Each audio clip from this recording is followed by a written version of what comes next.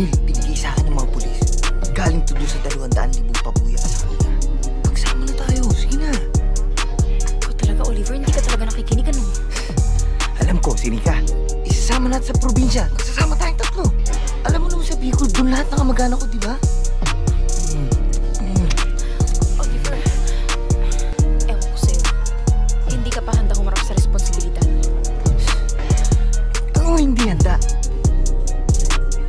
Ikaw ay ba ng responsable lalaking dalhin ako dito? May tao ba dyan? Sandali, may nagsusukat pa.